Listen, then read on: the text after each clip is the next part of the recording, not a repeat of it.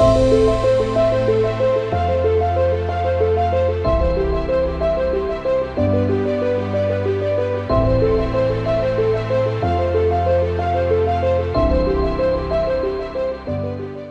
Emma. I'm really happy to be here today. It feels like yesterday I was in high school. So I do for SmartIce, I'm the communications lead. So I do a lot of content creation, writing, coordination of media requests. I graduated from MUN with a Bachelor of Arts. I majored in political science and minored in law and society. Yeah, my hobby is kind of basic. I like hiking, reading, being outdoors, spending time with my family and friends. All right. Hi, I'm Shanna. I coordinate and work with different managers in SmartIce, so I'm there for further support if needed. I graduated high school in Nain, Labrador, but also went to MUN studying business administration. I enjoyed a lot of extracurricular activities, so there's a lot of theory, a lot of learning in classroom, but I love seeing it applied outside of, and that was my favorite part, both in university and in high school.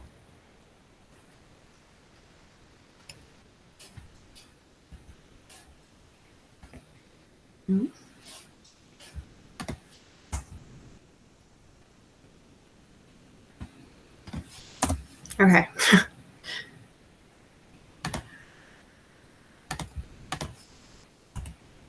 All right, back on track. So, SmartIce is a sea ice monitoring and information service that empowers communities to safely maintain ice travel in the face of climate change. We work with communities to capture and share information with local Indigenous knowledge to help people make more informed decisions before traveling on the sea ice. So SmartIce has offices in St. John's, that's where our head office is, Nain and Natsiavut, Pond Inlet and Joe Haven, Nunavut. SmartIce is operational in 30 plus communities across Inuit Nunangat. Company size would be 27 employees, but in the season, ice season, we have upwards of 100 seasonal employees. They are hired as operators to operate equipment. They also act as a point of contact between the community and our head office in St. John's.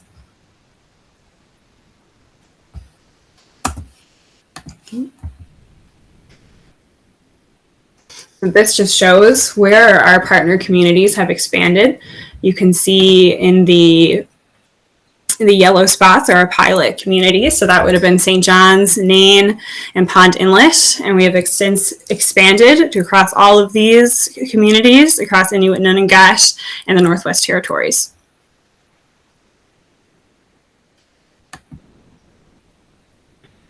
So SmartIce as a technological innovation. SmartIce's remote monitoring technology provides invaluable data-driven insights into sea ice thickness and local ice conditions in near real time. SmartIce was co-created with the Natsiavut government in response to extremely dangerous ice conditions experienced by Nain residents in 2010. The Community Research Partnership developed technology and practical information for sea ice travelers. So then after it became operational in 2017, after winning the Arctic Inspiration Prize, which then transformed SmartIce into a Northern Social Enterprise. We'll speak more about social enterprise later in the presentation as well. So before we get into our roles and what we do with SmartIce, we wanted to touch on the equipment. So this is the Smart Buoy. The Smart Buoy is about 9 feet long. It's inserted into the ice each ice season using thermistors. You can see it down the middle of the buoy. So these 60 thermistors act as thermometers to measure the air, snow, ice, and ocean. So that can create a temperature profile to then give a ice reading. You can see just how tall it is there. The operators in that photo, they are inserting it. And then once it's down, is about maybe a foot, 2 feet above the ice. These photos were just taken in Rigolet like a month ago. We'll touch base on this more as well, but I just wanted to mention that youth in Nain actually create these buoys.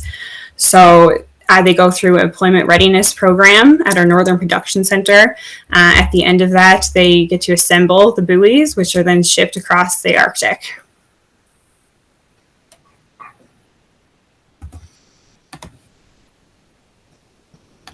Okay, so the Smart Commutic.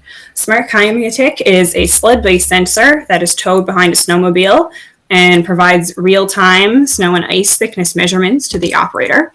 You can see this here in your top right corner. That is the tough pad. So if you look really closely, it might be hard to see. You can see it says 4.8 feet. So the community trails are chosen by community management committees and community members who then decide which trails the Smart Commutic will travel on to get the ice information for the community.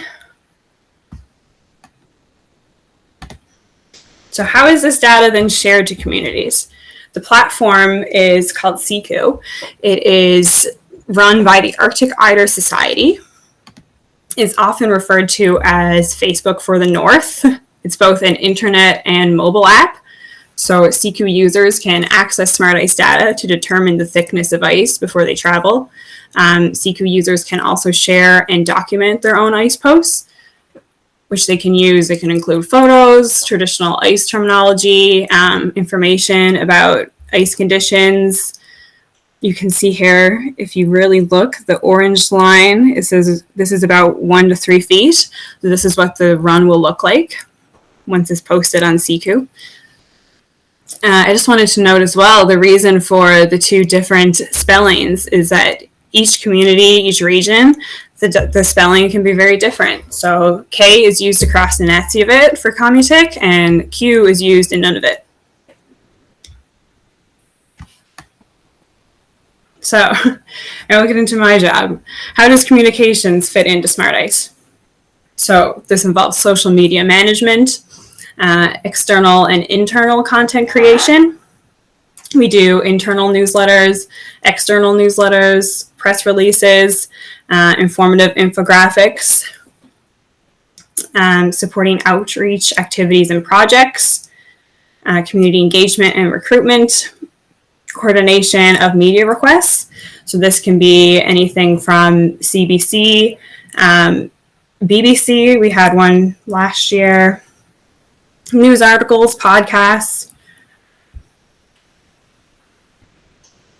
So how does SmartIce use social media? So sharing of information to communities. This can be SECU data, ice season updates, Commutic runs, recruitment. I think I already mentioned that. We post weekly curated content. So this is one of my favorite parts about my job, is that I get to highlight the amazing staff we have. It can be Talent Tuesday, Thankful Thursday, Fun Fact Friday. We normally do these bi-weekly. We post accomplishments, work anniversaries, graduations, welcome posts, promotion of speaking events, conferences, news articles. Community Facebook groups are very useful for us. This is where most of the community members find information, whether it's a recruitment, whether it's the ice season runs that I post. We post Commutic runs. This could be a post for a public engagement meeting in a community. There's so many different ways that we use social media. So then I just wanted to touch on what the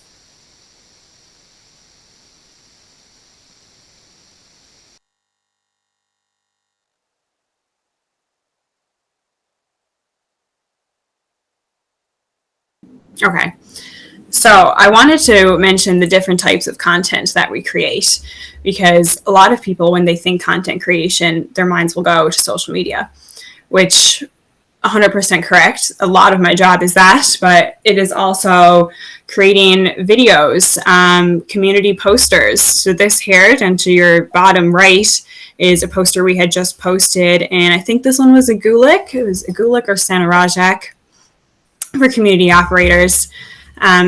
This middle photo right here is of the Nunavut trade show, where we actually created posters to highlight some of our staff members that couldn't be present, but we really wanted them to be there. This is above this, you'll see launch of Sukumiat ice travel products. Shauna is going to explain these products more in her section. But so how my job will link into that is that I'll help share and disseminate the products to the communities. So whether this is on social media, creating posters, we do radio scripts, so we'll announce it across the radio. This one was for Pond Inlet, so it would have gone out to Pond Inlet Radio. And here is an example of a Talent Tuesday, where these are two youth that did the employment readiness program. In your upper left corner, it kind of gets a bit lost in the background, but this is Sherry Lynn and Aaron. They graduated from the youth cohort last summer, and they did Talent Tuesday for us. So bottom left is our corporate video that we put together. So these are all the different types of content that I create. There's probably even more than that, but these are the ones I thought of to put there. Okay, now we're on to Shauna. We will move first into what is a social enterprise before moving into my role. So SmartIce, what makes SmartIce different?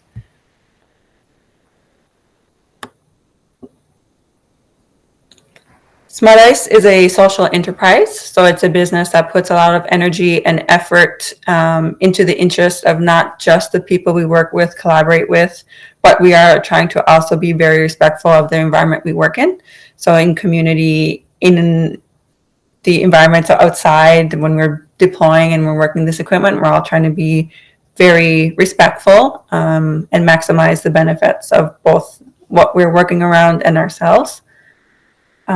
So we want a part of that is we want a lot of our staff to gain as much as they can with our organization, no matter the length of time they are with us, whether that be if they're in school part-time and they want to work with us, or if they're on for seasonal employment, or if any of our full-time staff want to pursue something further. We're all very supportive of that. And we want the benefit of the employee at the end of the day. Our enterprise business model is actually very consistent with Indigenous societal values. So we commit to maximizing social impact and creating positive community change for communities. So we deliver any ICE information services with the communities for the communities. That brings us into the cohort or the program at the Northern Production Center in Nain. So the Employment Readiness and Technology Development Program is a 6 to 8 week program, and we're starting our 6th cohort at the end of this month. So the program is not solely focused on building and procuring the smart buoys.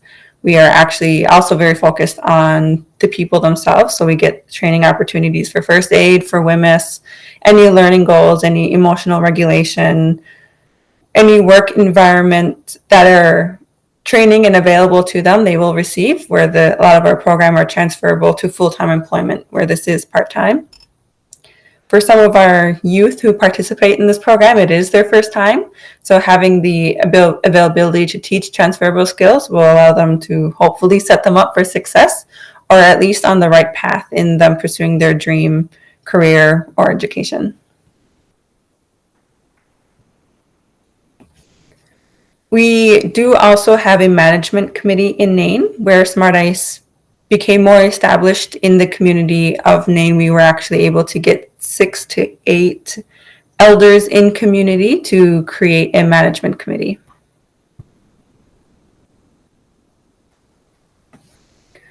So the management committee in Nain calls themselves Sikwasiutit, which means people who live on the sea ice. They come from a variety of backgrounds. Some are from Parks Canada, Canadian Rangers. A lot of them have traveled on the ice for a very long time, so we call them knowledge holders or keepers.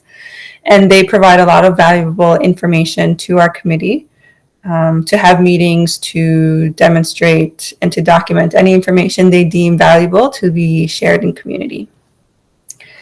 These management committees decide how SmartIce will operate in community. So the Smart Hamudik Emma mentioned before, they help us navigate and I guess show us which way we should travel to provide information for the community, where that could be common travel routes, that could be a special route for that particular day, any fishing areas, hunting areas, and then they decide how they want that communicated into the community.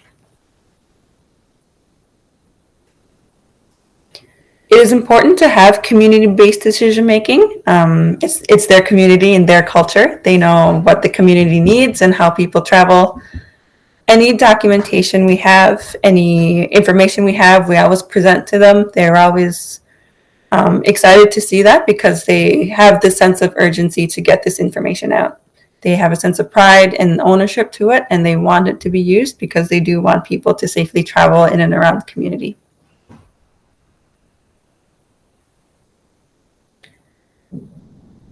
Inuit culture, our culture has passed on information orally for generations. So my boss and I holding meetings in community and documenting this information is really important, and I think in demonstration of sharing this type of information. So all the Inuktitut words that was said and held and written in these meetings, you can tell the different ice conditions in and around community, whether it is safe or dangerous. You can say just one word and everyone knows what you are talking about. In this example, you have dunguyak, which is a snowdrift. The shape of the drifts are very important for navigation as they show the prevailing wind direction. If you learn and understand and know more about the snowdrifts, if you get lost anywhere in and around community, you can follow the snowdrifts back home based on where you know that the wind direction is. The term I brought as an example actually came from a community terminology booklet that I just created for Nain. The booklet actually documented 51 terms, so there's way more new terms used and expressed and shared. We printed and shipped 350 books to give out to each household in Nain and to the teachers at the school.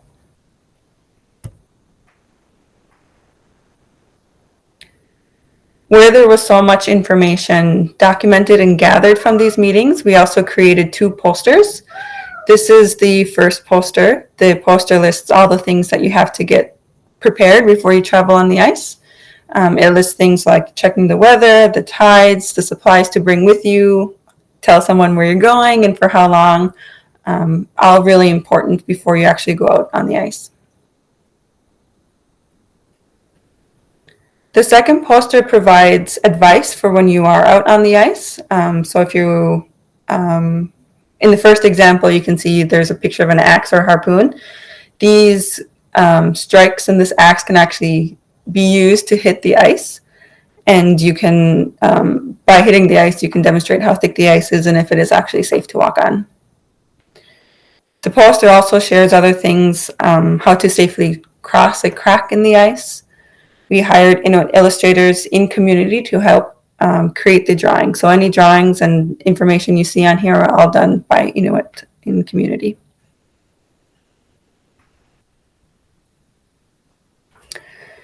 As we move through communities, as we work in communities over time, we can actually create Smart Move report cards that Emma actually creates. So we provide any information that we've done to her and she can illustrate, present it in a way that is actually digestible for community and any information valuable to the community. Yeah, I just wanted to mention that we do these for each ice season. So it's really a great way to see and compare each year, you know, places that have done more runs, how much more, how the success of each year.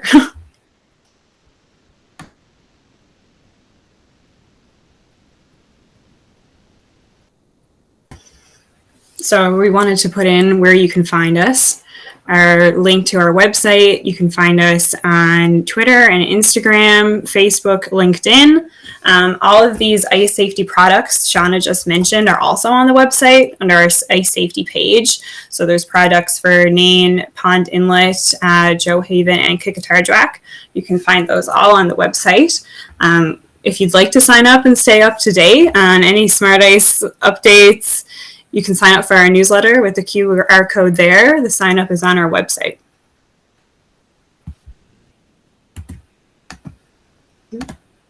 Yeah. Thank you. That's excellent. Thank you. That was a lot of really great information. And I'm hoping we'll have some questions come in from our audience, but I know I have some to start us off. So lots of interesting info there, and thank you for sharing your backgrounds. I'd like to know a little bit more, Shauna, I'm not sure if you mentioned what you did in terms of education. Maybe I missed that, but could you kind of share what your background is? For sure. I mentioned that I did graduate high school in Nain, Labrador. I've moved to St. John's and went to Memorial University studying business administration. Okay, cool. So yeah, you're both coming from like a business side of this as well. So in terms of the science and the technology behind the equipment that you use and the data that you get, what types of kind of technical roles do you have at SmartIce? So I can start with that. My part of that would be sharing this ice information. So I would, we do this often. We screenshot the Smart Commutic runs. We post that all across Facebook because that's, like I said, CCU is Facebook for the North, but we also do still share them on Facebook. We'll post them to the community Facebook groups. Yeah. Do you employ like science researchers and data analysts? I always stumble over that word, or anything like that. Shauna, did you want to mention the weekly maps? I can. A lot of our staff across the North do an environmental study background. So a part of the mapping, so the weekly maps, the satellite maps and imagery that we do that I don't think I presented here, they do have a background in that. For the Smart Commutic and the Smart Buoy, we have students from Memorial studying computer science. Mm-hmm. We have a lot of engineer students as well coming through for their work terms as well. Okay.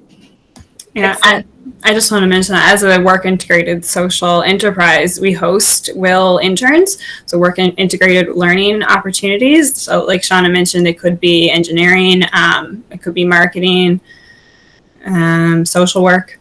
Yeah. Mm-hmm. Excellent. Good to know.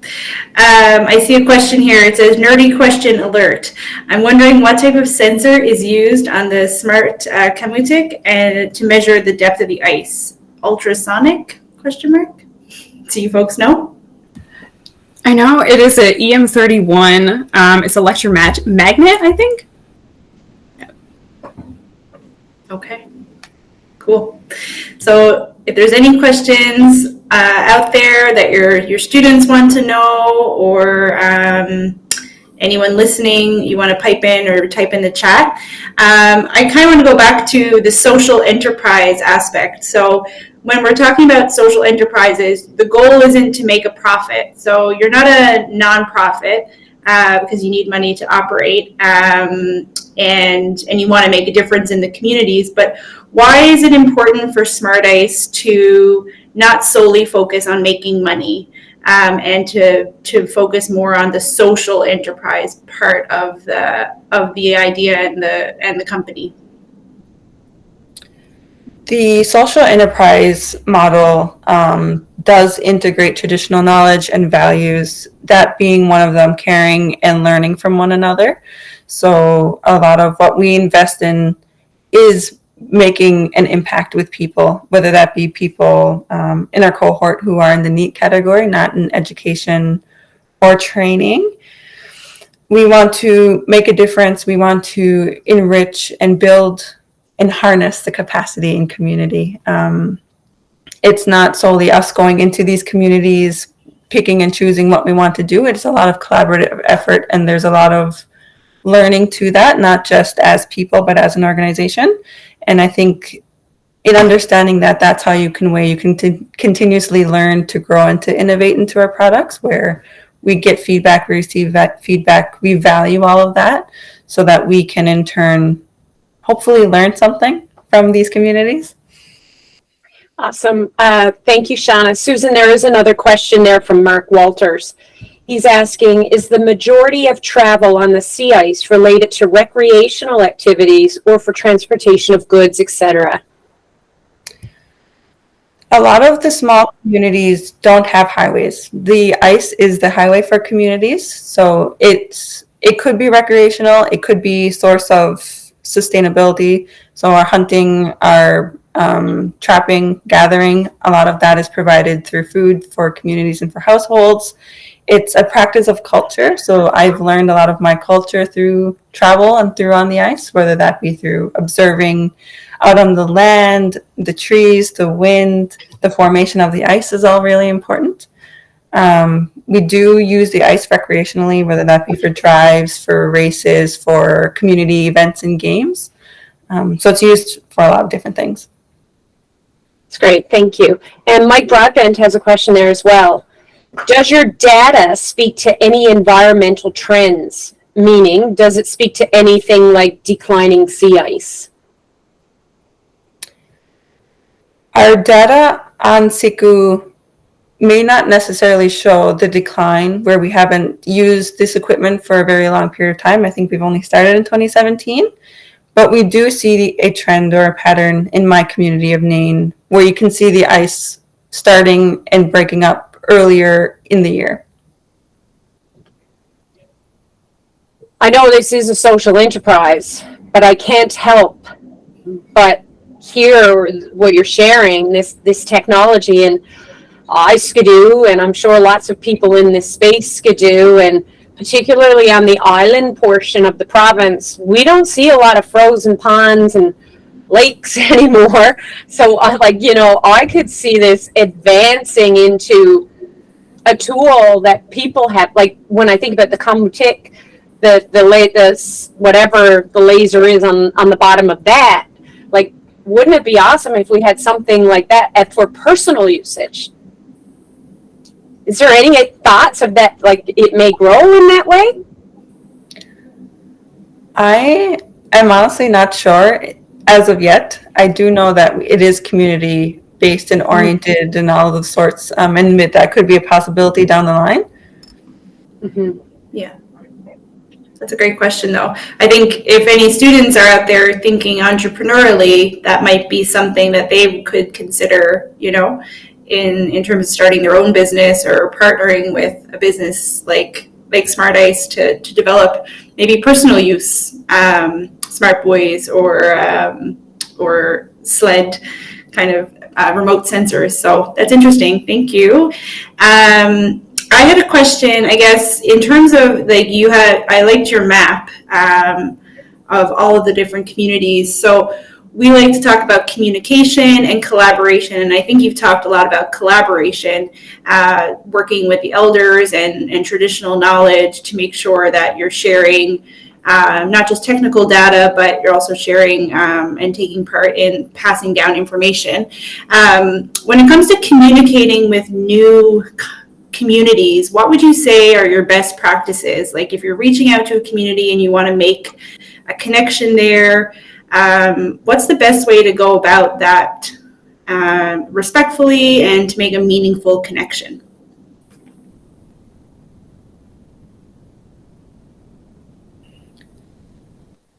I think that for first and foremost, we don't reach out to communities. They come to us, and sometimes Emma hears about it. Sometimes our boss hears about it.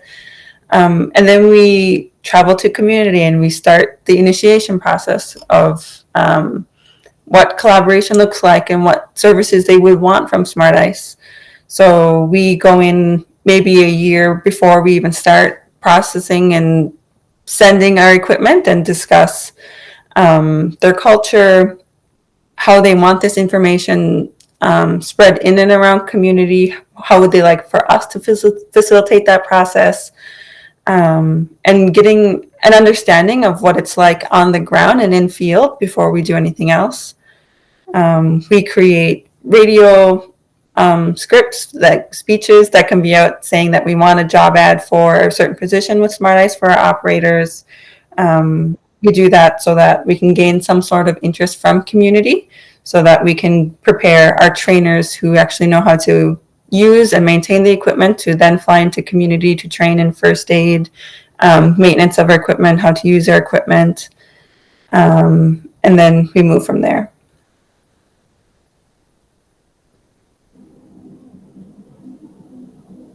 Oh, Nikki, you're muted.